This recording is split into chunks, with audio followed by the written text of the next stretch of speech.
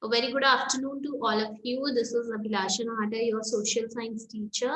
And today we are going to start our new chapter of your history book, that is chapter number 9, The Making of Regional Cultures. So what is the meaning of regional? What is regional? Regional is, region means something, region is an area, okay. तो area के according जो cultures बनते हैं कि हम different, जैसे culture आप क्या हो कि आप कौन से कल्चर से बिलोंग करते हो। हम हिंदू कल्चर से बिलोंग करते हैं। हम इनका कल्चर जो है तमिल्स हैं, ठीक है।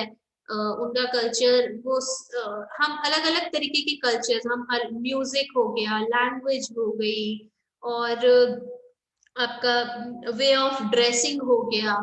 तो सबका हम अलग अलग डिफरेंट डिफरेंट टाइप्स की ये काइंड्स होते हैं ना, डिफरेंट डिफरेंट हर एक रीजन में, कि वो खाना अलग खाते हैं, अलग तरीके का खाना खाते हैं, अलग तरीके के कपड़े पहनते हैं, डांस अलग अलग तरीके का करते हैं, म्यूजिक और पेंटिंग अलग अलग तरीके की होती है। तो ये सब किस में आता है? कल्चर में आता है। तो जब हम लैंड के अकॉर्डिंग कल्चर को डिफरेंशिएट करते हैं, ठीक है, तो ये हिस्ट्री में कैसे हुआ, हम देखते हैं कि इसकी शुरुआत कैसे हुई और लोगों ने ये डिफरेंशिएशन कैसे स्टार्ट किया।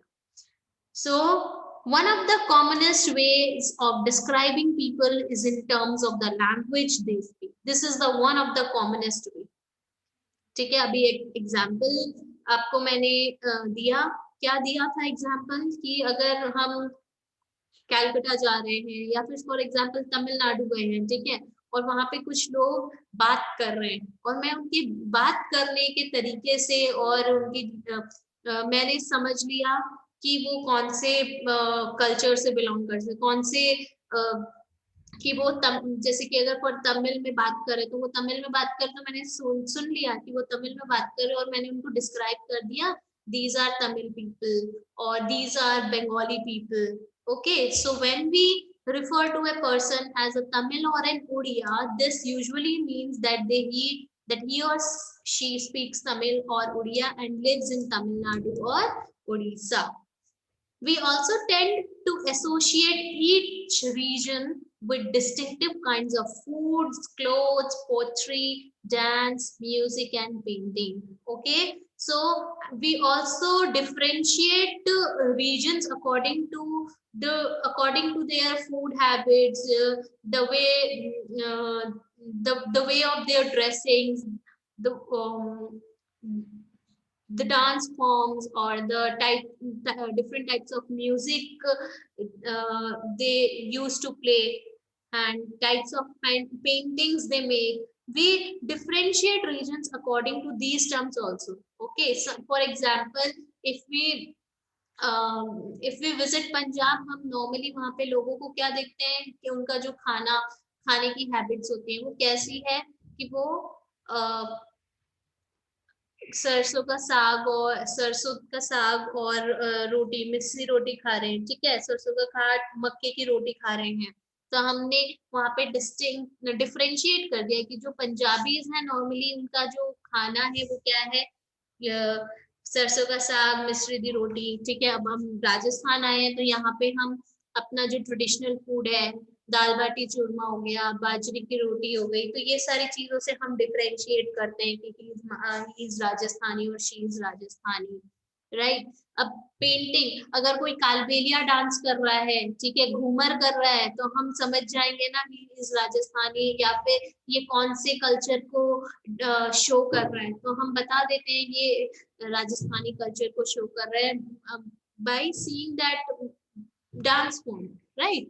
So sometimes we take these identities for granted and assume that they have existed from the time immemorial. However, the frontiers separating regions have evolved over time and, in fact, are still changing. Also, what we understand as regional cultures today are often the product of complex process of intermixing of local tradition with ideas from other parts of the subcontinent. As we will see, some traditions appear specific to some regions, others seems to be similar across regions, and yet others derive from older practices in a particular area. but take a new form in other regions. So first of all हम बहुत सारी चीजें granted ले लेते हैं, ठीक है। हम सोचते हैं कि अब ठीक है डांस देख रहे हैं, घूमर, हम घूमर देख रहे हैं तो हमें लगता है कि हाँ ये तो बहुत टाइम से चलता आ रहा है। हम सोचते भी नहीं है कि कब से इसकी स्टार्टिंग हुई होगी। हम इन आइडेंटिटीज को सोचते हैं हाँ ठीक है ये तो बहुत टाइम से चलता आ रहा है, एग्जिस्ट करता है।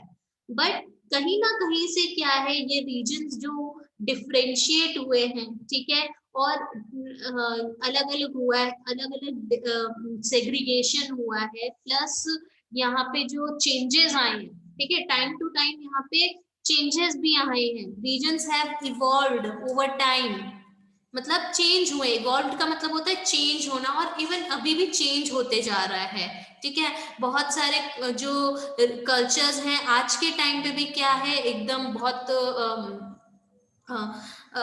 बहुत बोल सकते हो कि बहुत से लोकल ट्रेडिशंस जो हैं, अपने जो लोकल ट्रेडिशंस होते हैं वो दूसरे आइडियाज के साथ मिक्स होके, ठीक है, एक न्यू फॉर्म लेकर आ जाता है, ठीक है। जैसे आप आजकल म्यूजिक में देखते हो कि बहुत सारी जैसे इंग्लिश और हिंदी लैंग्वेज मिक्स होके कोई न्यू टाइप का जो है, उसको नॉर्मली हम पॉप म्यूजिक भी बोलते हैं, ठीक है। न्यू टाइप का म्यूजिक आ रहा है हमारे सामने। तो इंटरमिक्सिंग कल्चर्स को भी क्या है, लोकल आइडियाज के साथ, लोकल ट्रेडिशंस के साथ, जो डिफरेंट डिफरेंट सब कॉन्टिनेंट के आइडियाज है उसको मिक्स कर रहे हैं और हम एक नया फॉर्म लेकर आ रहे हैं, राइट। और ये चीजें जो है पहले भी चेंज होती थी और आज के टाइम पे भी क्या हो रही है, चेंज हो रही है।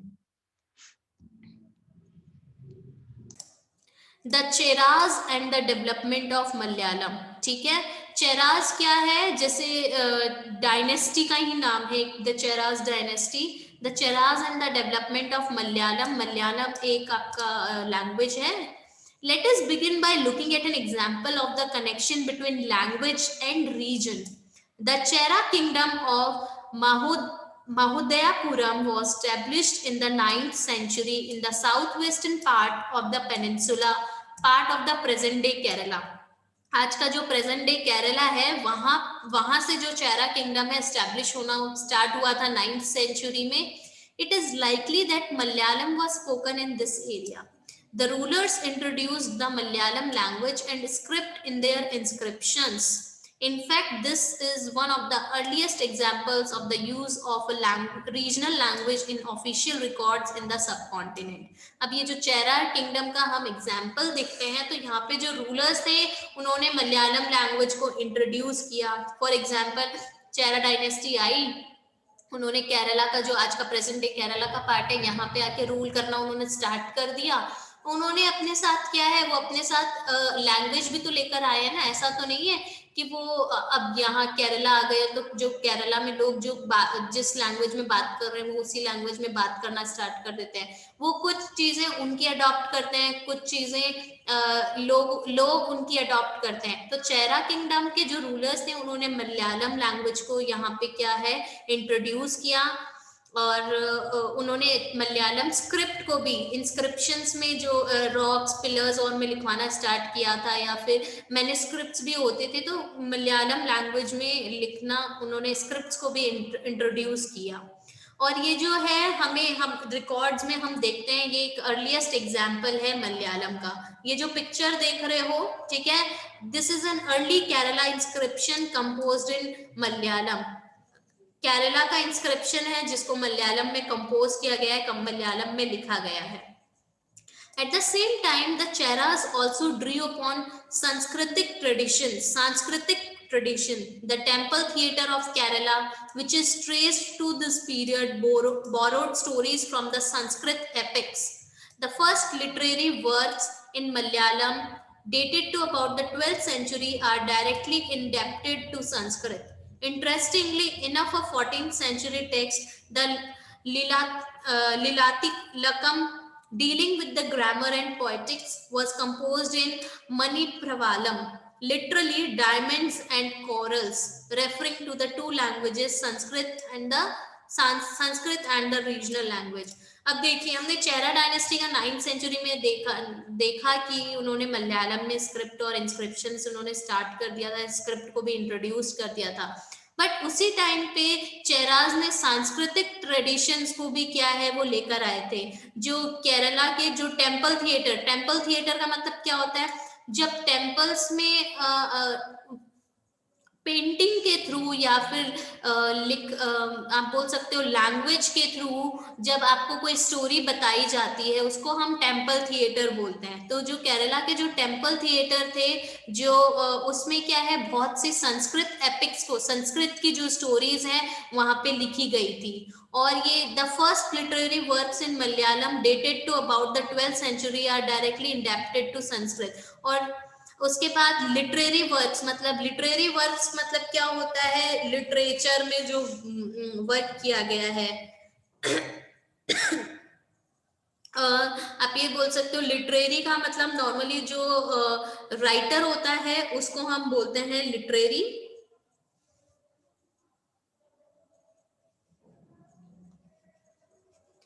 तो 12th सेंचुरी में हमें मलयालम का लिटरेरी वर्क देखने को मिलता है जो कहीं ना कहीं संस्कृत से बिलोंग करता है। उसके बाद हमने ये देखते हैं कि 14th सेंचुरी में, ये सब हम चेरास की बात कर रहे हैं, लिलाती लकम जो है, लिलाती लकम एक आप टेक्स्ट ही समझ लो, वो उसमें ग्रामर और पोएटिक्स की बात की गई है जिसको कौन सी लैंग्वेज में कंपोज किया गया है, मणि प्रवालम में कंपोज किया गया है, जिसका लिटरली मीनिंग हम मणि समझते हो ना, मणि बहुत बार सुना होगा, हिंदी मूवीज में भी सुना होगा ये टर्म। प्रवालम मतलब डायमंड्स एंड कोरल्स इसका। और इसको जो कंपोज किया था, इसका जो ग्रामर्स और पोएटिक्स को कंपोज किया गया था, बनाया गया था, वो संस्कृत और जो भी रीजनल लैंग्वेज थी उसको मिक्स करके बनाया गया था। ठीक है, तो आप देखते हो उस टाइम से कितने चेंजेस आ रहे हैं। After that rulers and religious traditions, the Jagannath cult. अब हम रूलर्स और रिलीजियस ट्रेडिशंस की बात करते हैं।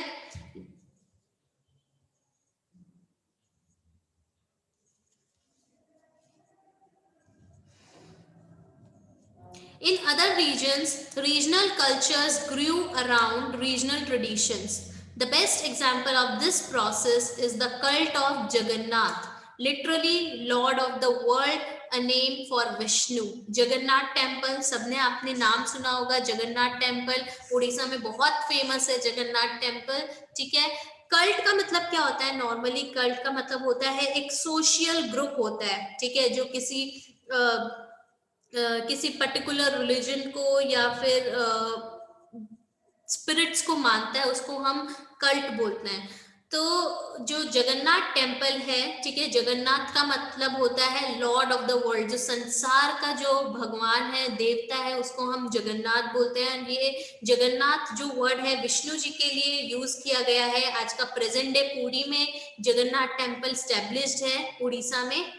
To date, the local tribal people make the wooden images of the deity, which suggests that the deity was originally a local god who was later identified with Vishnu.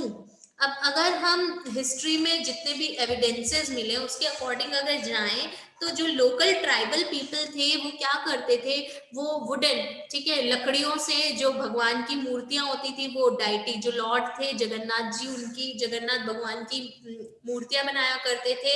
और ऐसा मानते थे ये जो हमारे भगवान है, ये जो डाइटी है, ये ओरिजिनली एक लोकल गॉड थे, मतलब लोकली ये एक यहीं के कोई गॉड थे जिसको हमने बाद में क्या है विष्णु भगवान से आइडेंटिफाई किया है।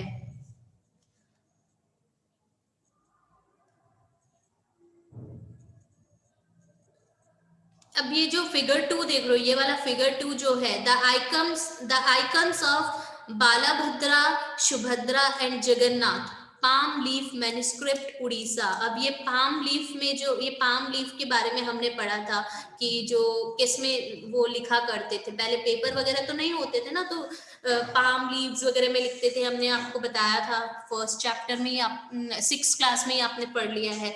तो पाम लीव्स का ये एक मैन्युस्क्रिप्ट है जिसमें बालभद्र और सुभद्रा और जगन्नाथ भगवान को क्या है बनाया गया है और उसमें उनके बारे में कुछ कुछ लिखा गया है। In the 12th century, one of the most important rulers of the Ganga dynasty, Anant Varman decided to erect a temple of Purushottama Jagannath at Puri, Odisha.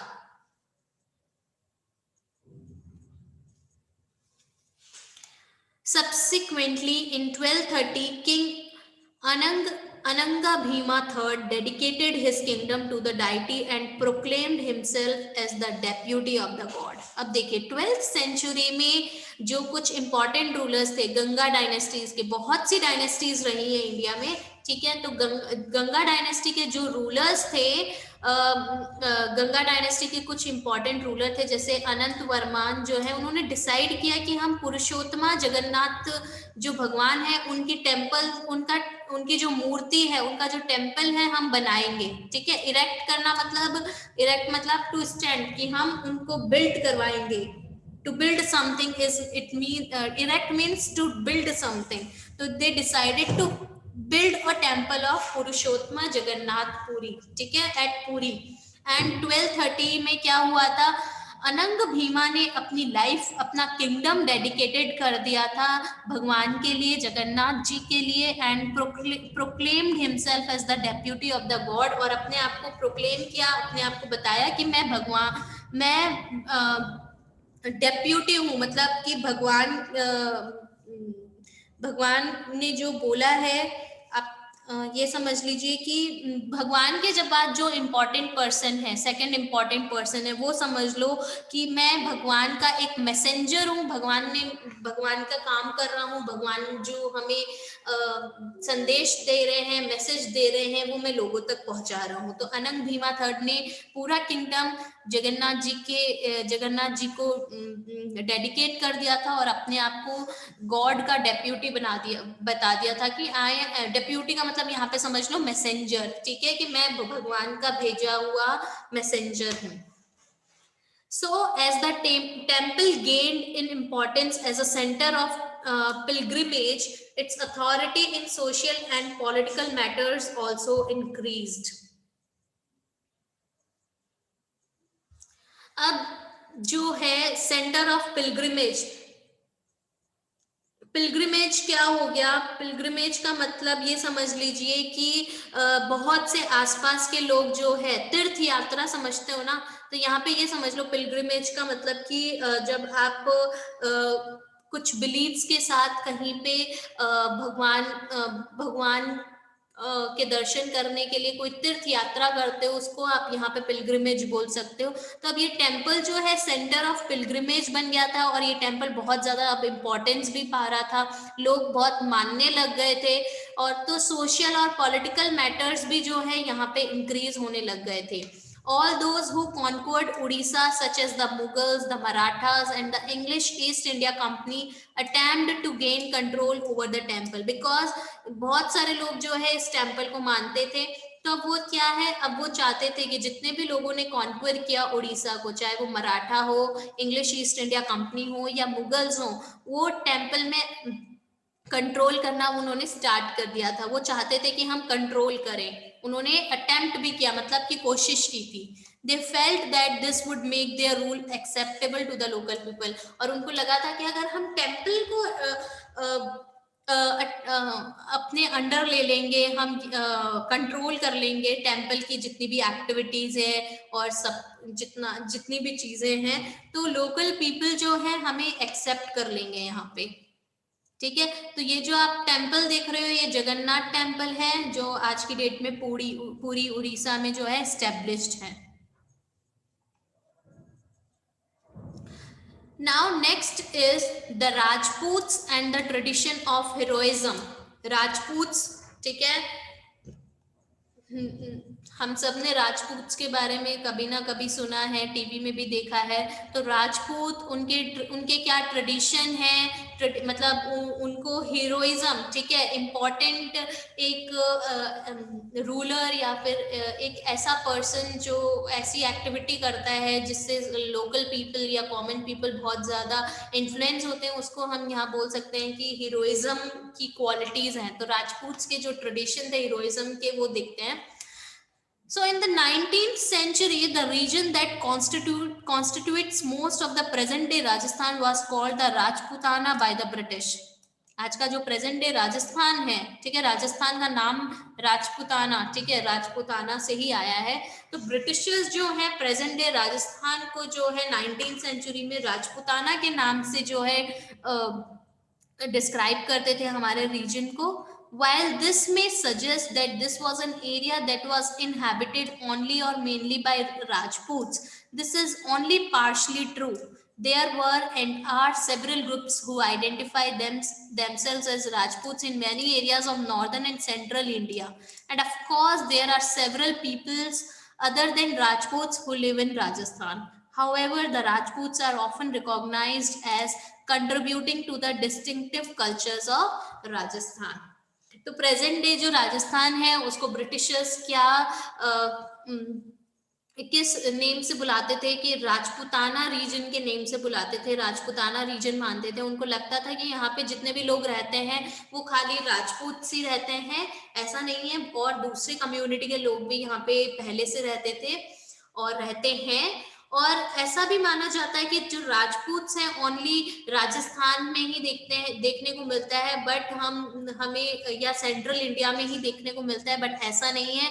और भी बहुत सारे लोग हैं जो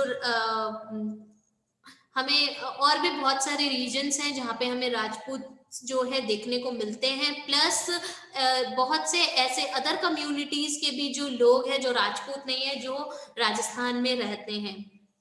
और राजस्थान जो है बहुत ही डिफरेंट कल्चर्स को भी क्या करता है, कंट्रीब्यूट करता है। डिफरेंट कल्चर्स यहाँ पे हमें देखने को मिलते हैं। These cultural traditions were closely linked with the idols and aspirations of rulers.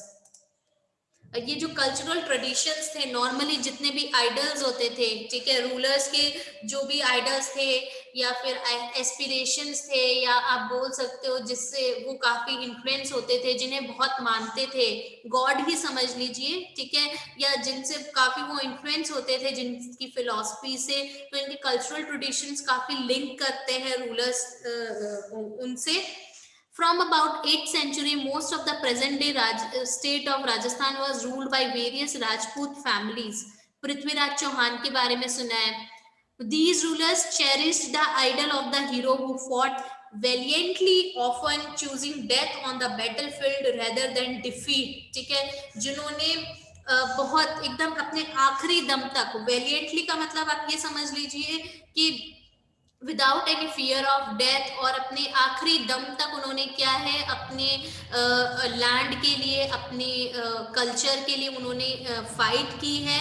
Even battle field में उन्होंने हारने से ज़्यादा, ठीक है, कि हम हार जाएं, उससे ज़्यादा उन्होंने ये माना कि हमें डेथ हो जाए। उन्होंने डेथ को चूज कर लिया, बट उन्होंने अपना सर नीचे नहीं किया। वो मतलब मानते थे कि हमें अपना सर नीचे नहीं झुकाना है, चाहे हमारी मृत्यु ही क्यों ना हो जाए, हमारी डेथ ही क्यों ना हो जाए। Stories about Rajput heroes were recorded in poems and songs which were recited by specially trained minstrels. These preserved the memories of heroes and were expected to inspire others to follow their example. Ordinary people were also attracted by these stories, which often depicted dramatic situations and a range of strong emotions, that is, loyalty, friendships, love, valor, anger, etc. बहुत से Rajput heroes की story सुनने में आती है, और बहुत से राजपूत जो हीरोज हैं, जैसे उनकी स्टोरीज जो है हमें पोम्स के थ्रू, सॉन्ग्स के थ्रू सुनने में आती है। जो पोम्स बनती थी, ठीक है, कोई भी पोम बन रही है या कोई भी गाना बन रहा है, कविता बन रही है, उसको उसमें राजपूत की कैसे उन्होंने लड़ाई की, कैसे वो राजा बने, उनके हीरोइज्म की स्टोरीज जो है हमें पोम्स के थ्रू और सॉन्ग्स के थ्रू ही मिलती है, जिनको कौन गाया करते थे या रिसाइट कौन करते थे, जो ट्रेन्ड मिनिस्ट्रल्स होते थे वो क्या करते थे, उनको रिसाइट करते थे, जिससे कि उनकी जो मेमोरीज हैं हमेशा प्रिजर्व रहे, हमेशा बनी रहे, और वो अदर्स, दूसरों को भी इंस्पायर करे कि वो उनका एग्जाम्पल लें और आगे उसी पाथ को चूज करें। जो ऑर्डिनरी पीपल थे, कॉमन पीपल थे, काफी अट्रैक्ट होते थे उनकी स्टोरीज से, काफी इवन हमें बहुत सी हमारे जो हिस्टोरिकल सीरियल्स हैं उसमें भी हमें कुछ चीजें जो हैं देखने को मिलती है, उनकी काफी ड्रामेटिक सिचुएशंस भी कभी कभी डिपिक्ट हो जाती है, हमें देखने को मिल जाती है। एंड ड्रामेटिक सिचुएशंस उनकी पोम्स के थ्रू हमें काफी ड्रामेटिक सिचुएशंस हमें दिखती है कि कोई, और प्लस बहुत से इमोशंस जो थे, स्ट्रॉन्ग इमोशंस को बहुत डिपिक्ट करता था कि जो राजपूत थे उनके पोम्स के थ्रू, सॉन्ग्स के थ्रू हमें समझ आता है कि वो अपनी फ्रेंडशिप को लेके, अपने लव को, लॉयलिटी को लेके, ऑनेस्टी को लेके, या गुस्सा भी है, किसी भी कोई भी इमोशंस वो कितने पावरफुली और कितने स्ट्रांगली जो है वो निभाते थे, right. Now did women find a place with in these stories? अब क्वेश्चन अराइज होता है, क्या वुमेन इसमें, वुमेन का कोई रोल होता था? Sometimes they figure as the cause for conflicts, as men fought with one another to either win or protect women. Women are also depicted as following their heroic husbands in both life and death. There are stories about the practice of sati, or the immolation of widows on the funeral pyre of their husbands. So those who followed the heroic idol often had to pay for it with their lives. Now, women का भी एक हम बोल सकते हैं बहुत important role रहा है कि ये इन स्टोरीज में समटाइम्स, जैसे कि कॉन्फ्लिक्ट्स, अगर कोई बैटल हो रहा है, लड़ाइयों का कारण रहा है, ठीक है, कॉज रहा है, कि जैसे हमें ये देखने को मिलता है, जितना एविडेंसेस हैं या फिर कुछ स्टोरीज सुनने को मिलती है, उसमें ये हमें सुनने को मिलता है कि जो रानी पद्मावती थी, ठीक है, तो जो उनके हस्बैंड थे और जो खिलजी थे, ठीक है, उनकी लड़ाई का कारण, मेजर जो कॉज था वो रानी पद्मावती थी, ठीक है, कि उनके लड़ाई का कारण खिलजी चाहते थे, वो रानी को कॉन्क्वेयर करना चाहते थे, रानी को जीतना चाहते थे। बट तो हमें देखने को मिलता है कि बहुत सी स्टोरीज हो गई, बहुत सी पोम्स और सॉन्ग्स के थ्रू हमें स्टोरीज जो पता चलती है, तो हमें पता चलता था कि जो वुमेन है उनका भी बहुत इंपॉर्टेंट रोल रहा है। कभी वो कॉन्फ्लिक्ट्स के कॉजेज बने हैं, कभी ऐसा है कि उनको जीतना चाहते हैं, कि और कभी ऐसा लगता है कि अगर कोई राजा अगर रूल कर पा रहा है तो उसमें उनकी वाइफ का बहुत ज्यादा कंट्रीब्यूशन रहा है। इवन हमें ये भी सुनने को आता है कि अगर कोई राजा या रूलर की डेथ हो जाती है, ठीक है, या वो वॉर हार जाते हैं, तो सती की प्रैक्टिस भी की जाती है। सती की प्रैक्टिस क्या है? जब उनके हस्बैंड की डेथ हो जाती है, तो जब वो अपने आप को आग में गिरा देते हैं, ठीक है, immolation of widows on the funeral pyre of their husband, उनके हस्बैंड को जब हिंदू कल्चर में, और ये बहुत ज्यादा मान्यता है कि जो डेथ के बाद जो है डेड बॉडी को क्या किया जाता है, बर्न, जलाया जाता है, ठीक है। तो फ्यूनरल पायर में जो भी उनकी फ्यूनरल पायर होती थी उसमें वो अपने आप को जला दिया करती थी, ठीक है। प्लस इवन हम अगर किसी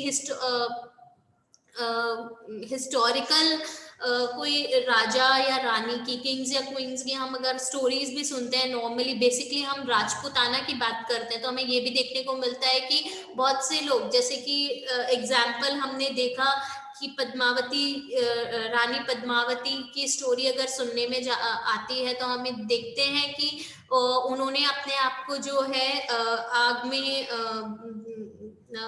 सती की प्रथा, उन्होंने भी क्या है ये प्रथा अपनाई थी और अपने आप को आग में, जस्ट अ सेकेंड, क्या, यस, सो उन्होंने बोला जाता है लिटरली वो टर्म की जौहर किया था, तो अपने उनके हस्बैंड जो है वॉर में उनकी डेथ हो गई थी, इस वजह से उन्होंने जौहर कर लिया था। तो हमें ये बहुत सारी स्टोरीज सुनने को मिलती है कि बहुत से ऐसे बहुत लोगों को अपनी लाइफ्स को क्या करना पड़ता था, लाइफ्स गंवानी पड़ती थी इन हीरोइज्म को फॉलो करते थे, लॉयलिटी को, फ्रेंडशिप को, अपने इमोशंस को बहुत फॉलो करते थे. So class, this is all about today. Thank you for joining the class. Go through this topic, read this topic very carefully, and if you face any problem, you can approach to me in my next class. Thank you.